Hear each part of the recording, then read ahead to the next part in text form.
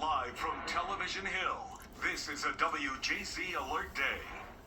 And we're taking a live look from the WJZ First Alert Mobile Weather Lab, showing the story in Northeast Baltimore tonight as we have issued yet another alert day due to that heavy smoke and haze for the wildfires up in Canada. We also have an update on the unhealthy conditions for you coming up in just moments. And the other big story that we need to keep you updated on, there is a new interim commissioner in charge at the Baltimore City Police Department.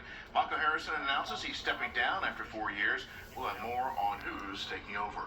Hello, everyone. I'm Vic Carter. And I'm Rick Ritter. Welcome to those of you watching on CBS News Baltimore and right here on WJZ. Now, here's another live look, this time from our harbor cam. We're still seeing the smoke and haze from the wildfires in Canada across our city and beyond. Look at that. Yeah, you would think it's just a foggy day. Let's get right over to meteorologist Steve Salsa in the First Alert Weather Center with more on how long this will last and also some tips on how you and your family can stay safe. Steve. Yeah, guys, when you walk outside, it does not feel like fog. You know the difference right away. It kind of stings you in the eye.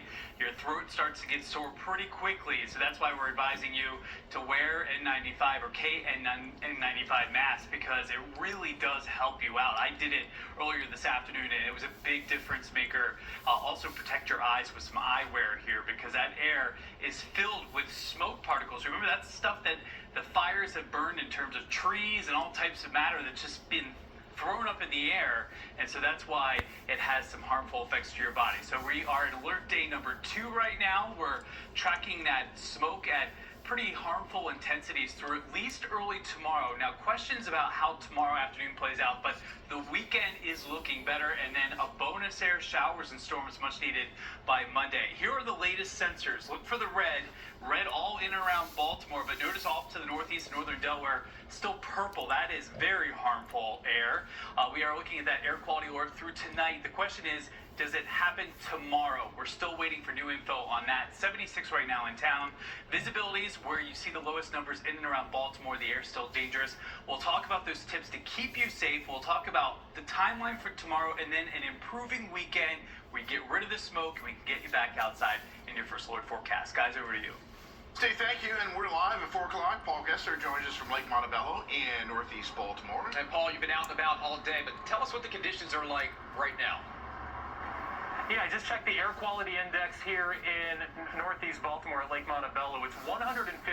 That tracks 5 major pollutants. And the box behind me right there with all those gadgets on top, that's one of the state's monitoring stations. The 156 reading is described as unhealthy. It peaked at over 240 this morning, which is very unhealthy. In some areas, air quality is labeled as hazardous. Sunrise in North Baltimore Thursday over Sweet Air Street is anything but. It's not a very safe thing to be outside all day long, but if you have to do things, important things, that's understandable. You can tell the difference. It's a haze, and it's just weird, though. Can see the haze. Yeah, so it's out here. Many outdoor activities in the city and counties suspended. Some flights along the East Coast are affected, although BWI says operations remain normal. We've seen hazy days in the summer in areas where there's been forest fires, but nothing like this. The air quality Thursday is the worst it's been yet, as smoke from the Canadian wildfires continues to blink at the East Coast. There is a base layer of dirty air that is out there, but there could be hot spots. Randy Mosier from the Department of the Environment says the state's seeing an increase in fine particulate matter, one of the pollutants measured at stations like this across the region. This is an exceptional event. The level of fine particles coming from this wildfire smoke are quite high. And it's actually these particles that can cause the most amount of harm for our health. ER doctors say you could experience itchy, watery eyes and a scratchy throat. They're expecting more respiratory complaints, asthma flare-ups, and bronchitis. Limit your activities outside if you can help it. Turn on the air conditioners and keep them going. Even when the air clears and faint fire smell dissipates, health officials say air quality may remain at unhealthy levels. It's best to stay inside or wear a mask to filter out those particles until air quality measurements come down. You just never know. You got to be careful. You got to be cautious. As far as keeping those activities indoors, city schools among many districts that are just saying everything indoors, they canceled outdoor activities today.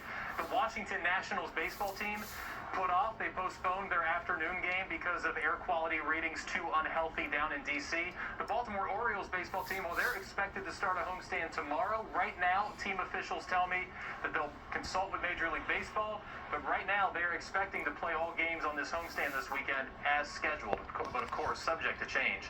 For now, reporting live along Lake Montebello with 4, I'm Paul Gessler for WJZ.